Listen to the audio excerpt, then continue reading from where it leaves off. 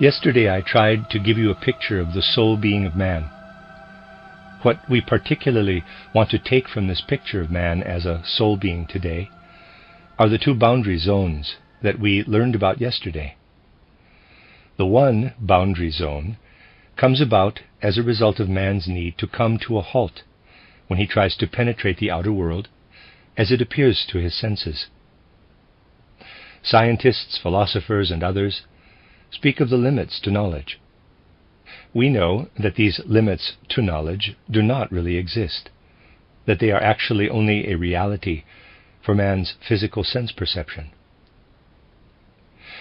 The other boundary is the result of everything existing in or entering our consciousness being, in a certain sense, reflected back, mirrored back at an inner threshold, and thereby enabled to become memory.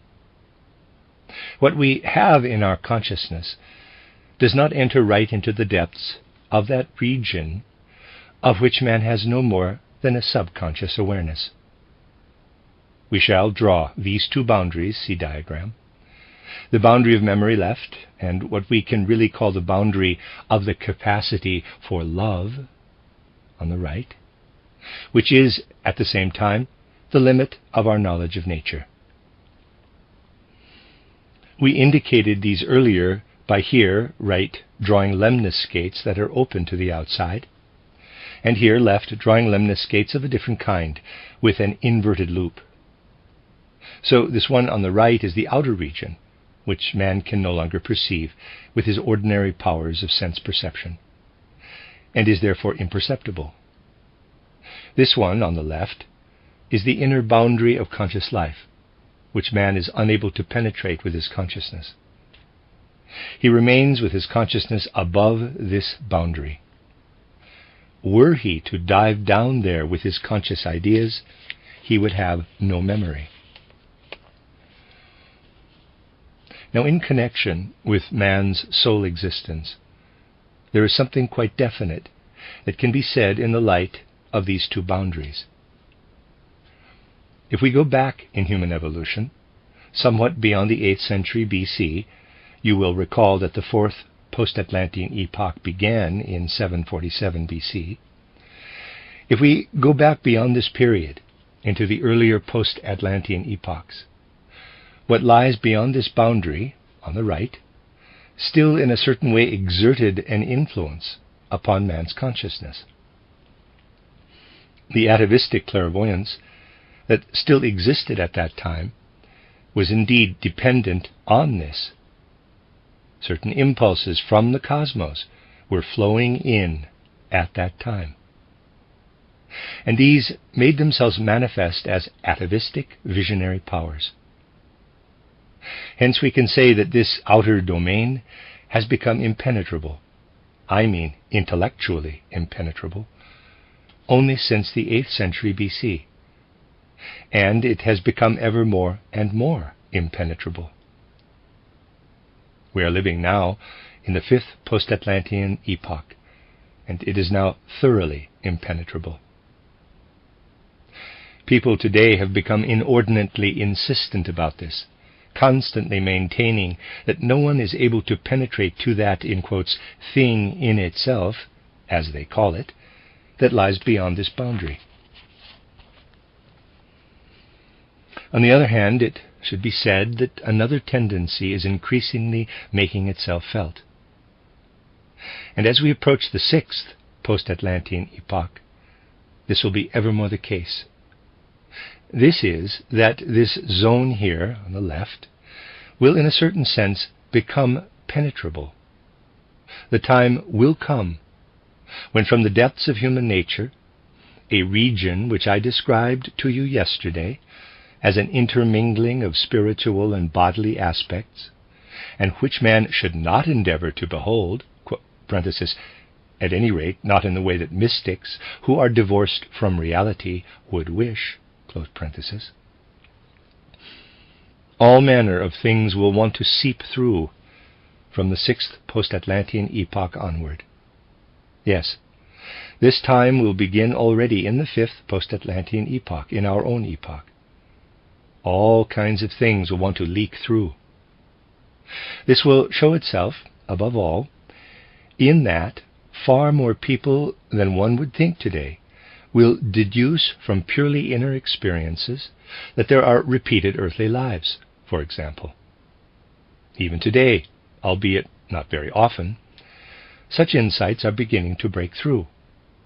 I have frequently mentioned, here and among other places, of a remarkable man of our present time, Otto Weininger, who is known especially for his thick book titled Geschlecht und Charakter, Race and Character. Of even greater interest, however, is that book of his, which his friend Rappaport published after his death, where there are all sorts of interesting things. It consists, for the most part, of aphorisms. The volume bears the title Über die letzten Dinge, concerning last things. One of these aphorisms says something along these lines. Weininger maintains that the human soul may have developed a certain dread of itself in its life before birth, and because of this has acquired the longing to forget this life and bury itself in forgetfulness. And this is the significance of the process of incarnating. Thus Weininger unreservedly speaks about the life before birth, about the process of incarnating, but he speaks in a gloomy, pessimistic way of how the soul seeks to blot out all memory of its life before birth, and tries to achieve this by incarnating in a physical human body. There are many examples of people today who have such direct impressions of the path of the soul, and they will become increasingly numerous. It is possible to see today in a person such as Weininger how the ego is inwardly taking hold of man in what I might call a more solid and compact way. One clearly sees in Weininger's case how this boundary is becoming more permeable, and how all manner of things are rising up from there. It is, for example, interesting to read the notes which he wrote about his own death. When he was still only 23 years old, he committed suicide. He wrote a whole series of notes which are extraordinarily interesting, because they are exact portrayals of imaginations, of astral perception. This was coupled with a certain trait of character which led him one day to rent the house where Beethoven had died in Vienna, and then to kill himself there the following morning at the age of 23. And the theme of what he had noted down was that he would have to kill himself, because he would otherwise be in dread of being forced by an undefined urge to become a murderer, to have to murder someone else. One can see how the most terrible things are here wreaking havoc in the soul of an extraordinarily gifted man, which cannot be so easily overcome by what is in his consciousness, because there is so much rising up from his subconscious. You will understand that there is a certain justification in indicating that the ordinary cleverness that man is now able to develop is not sufficient in order to know what is welling up from these unknown depths. For it should not be emerging in this way. It should remain below, but it will nevertheless do so. Just as until the year 747 BC something entered in from without, henceforth something will rise up from within. And this cannot by any means whatsoever be mastered by the cleverness that man will normally be able to achieve. What is needed here is the understanding of the world that can be acquired through spiritual science. It is possible for harmony, inner steadfastness, and inner solidity to permeate man's life of soul only when people begin to want to bring order and harmony to this inner soul life through what can be acquired from knowledge of the Spirit. Human evolution is therefore reaching forward from a state where the outer world was more perceptible than it is today. 2, one where more will emerge from man's innermost depths than is normally the case today. The things of which I am now speaking are thoroughly familiar to circles of initiates. The whole of Eastern esoteric life, the whole life of the spirit in Asia, continues even now to reflect that ancient knowledge that was accessible to human beings until the 8th century BC. Indeed, not only esoteric life, but also the whole of Asiatic culture. This is why it is so difficult for a European to understand when an Oriental, someone from Asia, speaks about his culture. In order to understand these people, one needs to arrive at a different way of forming thoughts and ideas. For example, it should be of the greatest interest to a large number of people today to study something as characteristic as the address that the Indian Rabindranath Tagore gave about the spirit of Japan. You will be aware that Tagore is the Indian author who has been awarded the Nobel Prize for Literature. He gave a lecture about the spirit of Japan. What he said about this theme is of less importance than the spirit out of which he was speaking, namely that of the modern Oriental, which can be understood only if one knows that in the Oriental something still remains of that in-streaming, dawning light of the outer world, which is no longer perceptible today. For most Europeans, what Orientals say when they are speaking in a way that is in tune with their culture is virtually unintelligible. Generally speaking, it is impossible to understand what they are talking about. And then there is this other phenomenon, that what should really only be appearing in the future is being anticipated. I might compare this with children who, as children, already have the characteristics of old age.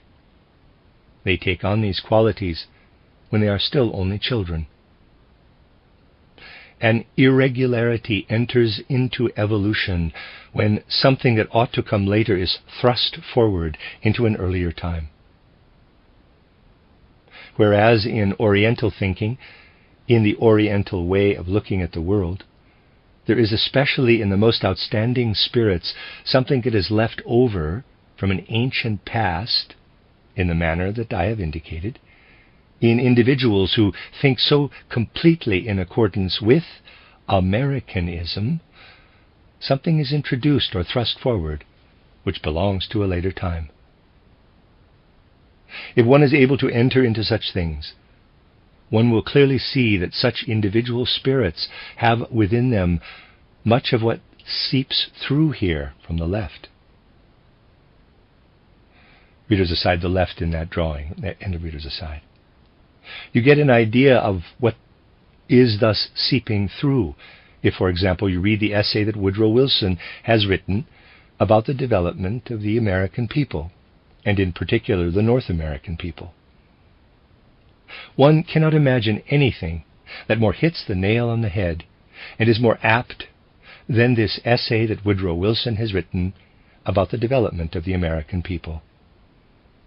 Every word of it gives one the feeling that the whole matter is characterized and dealt with in the shrewdest possible way.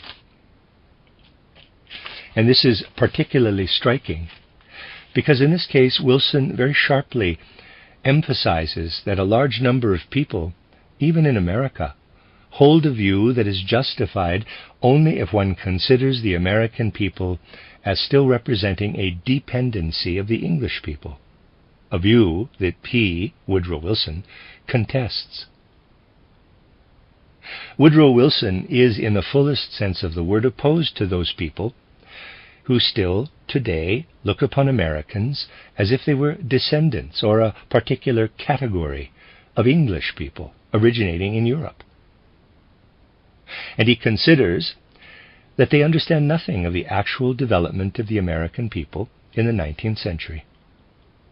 For, and here Wilson is speaking out of a quintessentially American spirit with great precision and aptness, Americans only begin inwardly to be Americans at the moment when they cease to be connected in their souls with what came from England.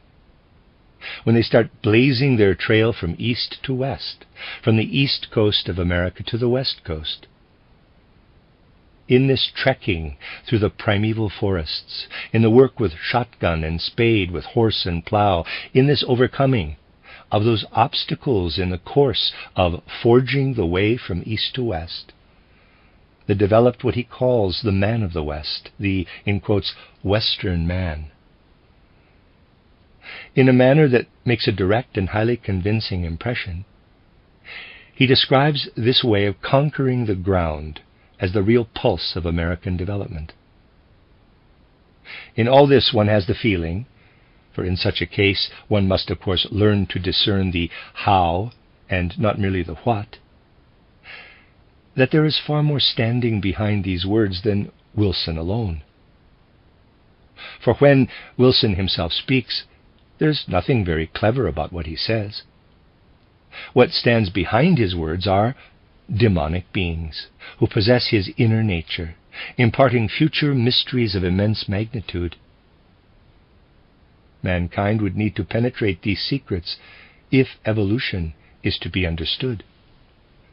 It is necessary to make a distinction between the purely scientific and journalistic understanding of the world, one that requires no particular effort and is all too popular, and a true understanding of the world. This true understanding of the world must be able to recognize such contrasting things as I've been discussing here. On the one hand, the capacity of Oriental people to be receptive to something coming from without, see diagram on the right, and, on the other, the emergence in Americans of something that lies within, on the left. What emerges in them is not necessarily to be dismissed out of hand. In a certain sense, it can be construed as a majestic harmonic revelation. For these excellent remarks by Woodrow Wilson about the development of the American people essentially represent an harmonic revelation. The initiates of the East and the initiates of the American people know what it is necessary to make of these things. There is an impulse on the part of each to guide the evolution of mankind into certain channels. The Oriental peoples, or rather their initiates, have quite particular intentions for the future evolution of mankind. These people see what the right path of evolution is and try to influence it to the extent that they are able. They try to give it a certain direction, a certain impulse. And the impulse that the Oriental initiates want to give to evolution is essentially that one should no longer reckon on there being any human generation after approximately the first half of the 6th post-Atlantean epoch. One would give up on the idea of the earthly human race after this time. Human evolution would be brought to the point where human beings do not really any longer have physical descendants, and where souls are spiritualized, so that they cease to descend to earth in bodily incarnations.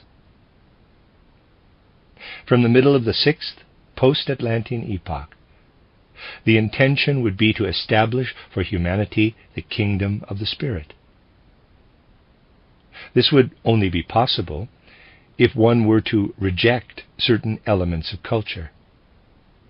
It is not only the initiates of the East who have a distinctly negative attitude toward certain European characteristics, but every cultured Oriental actually shares this aversion instinctively. And they reject precisely those characteristics of which Europeans are particularly proud. Thus they have no use for everything that has resulted from the purely technical, material culture in Europe and in its American offshoot. Anyone who studies human evolution, particularly in the 19th century and on into the 20th century, will find that there is justification in saying that technology has made very considerable progress in depriving man of his capacity to work. When it is said that the earth has so many 100 million inhabitants, this is not really quite correct, because one can also reckon how many inhabitants the earth has according to how much work is done.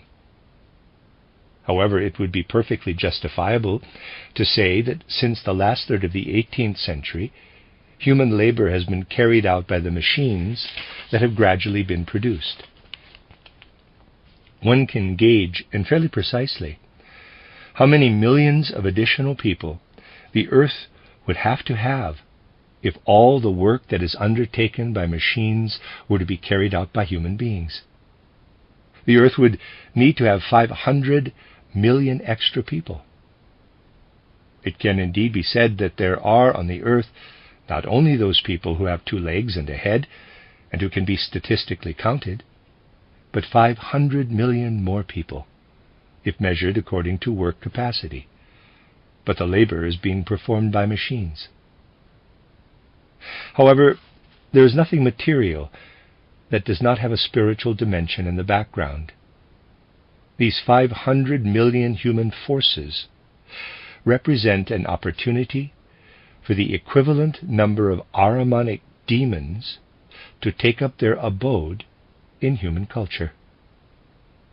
These Ahrimanic demons are indeed present, and Oriental people strongly repudiate these Ahrimanic demons out of a certain instinct. They don't like them at all. You see, this in every case of a highly cultured Oriental. He rejects this Ahrimanic demonology. For this Ahrimanic demonology gives people a certain heaviness, which rules out the possibility of any fulfillment of the aim of Oriental initiation, namely, that by the middle of the 6th post-Atlantean epoch the human race will physically cease to exist on the earth. Human beings will be held back by what is being developed in this demonically Ahrimanic way. The initiates of Americanism have a different aim in view. Indeed, their goal is a completely opposite one. Their endeavor is to form a more intimate bond than is normally the case in human evolution between human souls, and that bodily nature that will be found on earth, the dense, coarse physicality that will come to exist on earth from the 6th post-Atlantean epoch onward. The soul culture will be greatly intensified, but the bodily aspect will be coarse. In the American West, the aim will be to cultivate a closer connection with this coarse physicality than is normally the case, a deeper penetration into one's bodily nature. There will be a reaching toward what is seeping through, see diagram left, brought about by a deeper immersion in the body. Whereas Orientals want to establish a culture where human bodies have no place in the future evolution of the earth, the aim of the American culture of the West is to chain human souls to this subsequent earthly evolution. To the extent that this can be achieved, bodies will be formed in such a way that once souls have passed through death, they will be able to descend once more, as quickly as possible, into a body and spend the minimum amount of time in the spiritual world. Human souls will be held back as much as possible from residing for any length of time in the spiritual world. The aim is that they return to the earth as rapidly as they can, that they are intimately connected with earthly life. These are tendencies that one must recognize. However strange it may appear to people today to speak of these tendencies, it will be harmful to them if they are overlooked. For it is necessary that they enter with full consciousness into what is required of them, with regard to which they unfortunately often behave in such a way as to justify the remark that they simply allow things to take their course. However, this Western ideal, this tendency to allow demons to hold sway over man, can be attained only if the sole spiritual aspect of Americanism can be supported by another stream, or world conception, that is far more closely connected with Americanism than one might think. As you have seen, the most striking feature of Americanism is its inclination toward an Ahrimanic culture. But this aspect of American culture would receive a considerable stimulus from another world conception, which is far more closely related to it than one might suppose. This is Jesuitism. Jesuitism and Americanism are two phenomena which have much to do with one another. For at the beginning of the fifth post-Atlantean epoch, it was a question of finding an impulse through which a situation could be created where people were led as far as possible from an understanding of Christ. And the cultural impulse that set itself the task of bringing this about, of completely undermining all understanding of Christ, is Jesuitism. The aim of Jesuitism is gradually to eradicate any possibility of understanding the Christ. For what lies at its foundation is associated with a deep mystery. Man's capacity to receive something from without, see diagram right, into his inner being has always been associated, as I have said, with the atavistic clairvoyance that human beings had prior to the 7th and 8th centuries of the pre-Christian era. Moreover, as a result of this atavistic clairvoyance, they also beheld Christ in the cosmos. The Christ was an object of their perception in the old clairvoyance. I have often pointed this out. I described it in Occult Science, title Occult Science, also known as Title and Outline of Esoteric Science. And the whole meaning of my book, titled Christianity as Mystical Fact, ultimately culminates in this idea. Christ was seen in the cosmos. Christ was seen in the universe. But now consider this. From the 7th and 8th pre-Christian centuries, human beings have lost the possibility of beholding the universe. What, then, would people have lost, if nothing else had happened, through being unable any longer to look out into the universe? What would they have lost? They would have lost the possibility of knowing anything at all about a Christ spirit had the Christ not come down to the earth. At the historical moment of time, when human beings were no longer able to perceive Christ and the cosmos, Christ came down to the earth and united himself with Jesus. From then on, it has been man's task to understand how Christ dwells within him. And some way needs to be found of ensuring that together with what is seeping through here, see the left of the diagram, the Christ is recognized. For Christ has descended to mankind. Jesus is a human being in whom the Christ has dwelt. True human self-knowledge must be the bearer of the germinal impulse of Jesus, so that it will be possible to move on into the future. It is deeply significant that we speak of a Christ Jesus, for Christ corresponds to the cosmic aspect, but this cosmic element has come down to the earth and has taken up his abode in Jesus. And Jesus corresponds to the earthly realm, together with the entire future of the earth.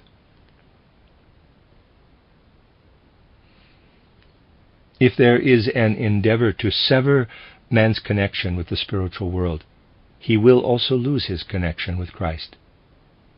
The possibility then arises to make use of Jesus in such a way that the earth continues to exist only in its earthly aspect. You will therefore find in Jesuitism a continual battle against Christology, and indeed a strong emphasis on there being an army for Jesus. It is not surprising that spiritual science should be a means for making these things known, for causing the scales to fall from people's eyes.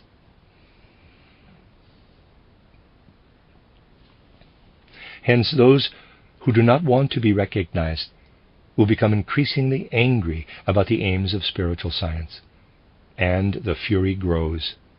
The July issue of the Jesuit journal, titled Stimmen der Zeit, Voices of the Time, formerly titled Stimmen aus Marialach, contains not only one but two articles against me.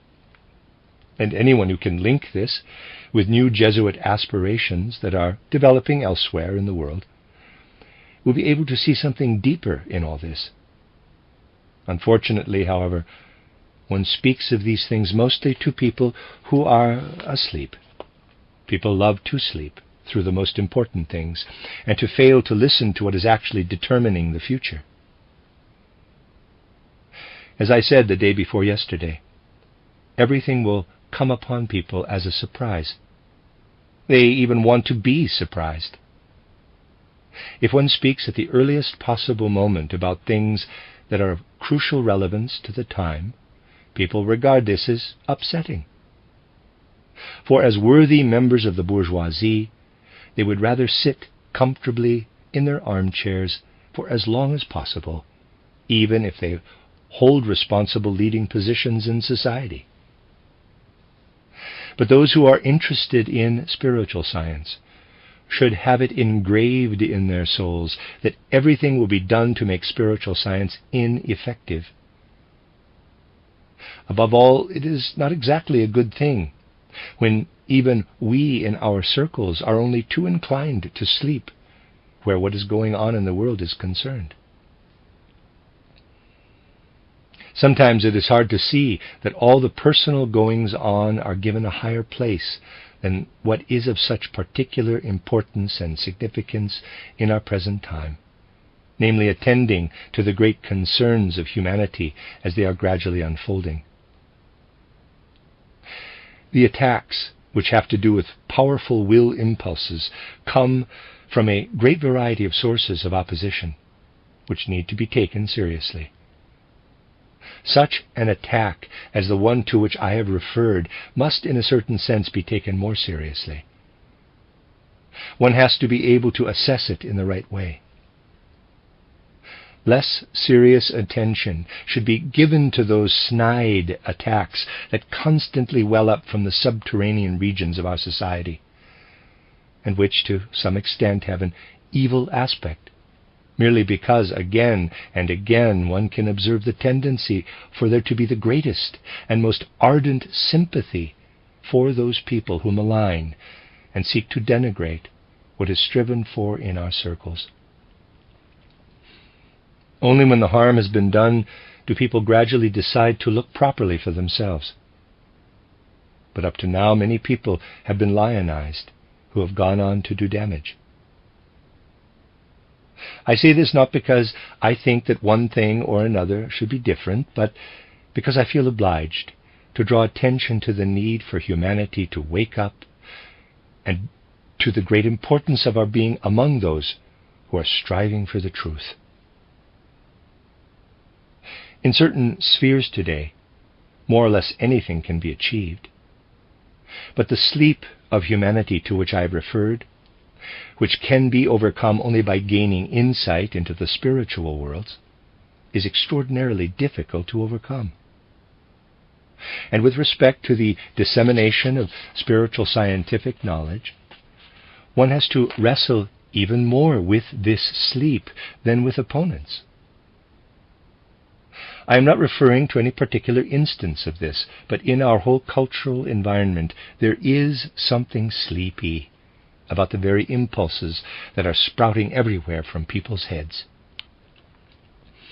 Two things need to be engraved in one's soul today like golden rules.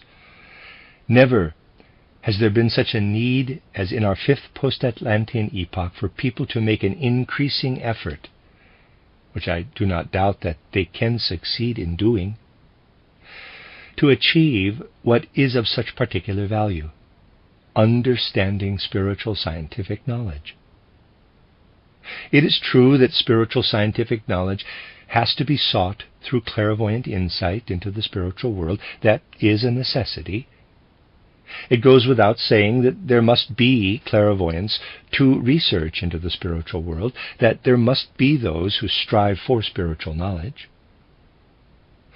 Secondly, however, it is of particular importance that people are found who are, by virtue of their intellectual power, able to understand this spiritual scientific knowledge, this knowledge that has been sought in supersensible worlds.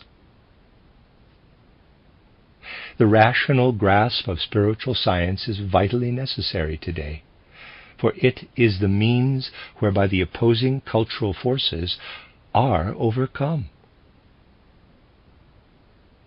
Man's intellect today is so vast that the whole of spiritual science can be understood where there is a will. Moreover, cultivating an understanding of this nature is a matter of universal cultural interest, and not an egotistical affair. For such an understanding can be striven for if those intellectual forces, which are employed today in scientific domains on all sorts of trivial projects, frittered away in modern economic life, and moreover applied in a futile and perhaps even soul-destroying technology, are to be used in a suitable way, so that people are no longer misguided from their earliest childhood onward. One would then see how easily the treasures of spiritual knowledge could indeed be channeled toward an understanding of humanity. This is the one aspect. The other golden rule is this: that something more is needed today if the gifts of the Spirit are to be made fruitful for our culture. The first is something that must be wrested from Ahriman.